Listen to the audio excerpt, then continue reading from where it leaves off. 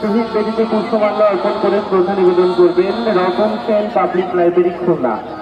শহীদ বেদিতে পুষ্পমাল্য অর্পণ করে এই পর্যায়ে শ্রদ্ধা নিবেদন করবেন রতন সেন পাবলিক লাইব্রেরি খুলনা।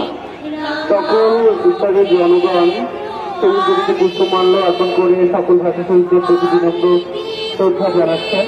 আমরা সকলে শহীদ হাদিস পার্কের উত্তর গেট দিয়ে প্রবেশ করবো এবং দক্ষিণ গেট দিয়ে বের হব।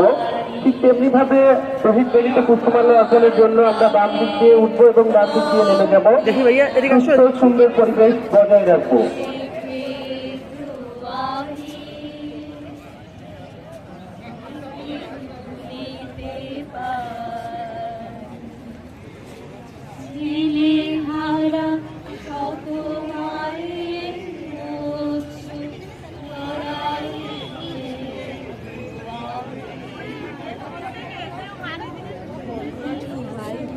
ভাইয়া ওই সাদা ফুলটা তো এনে দেন না।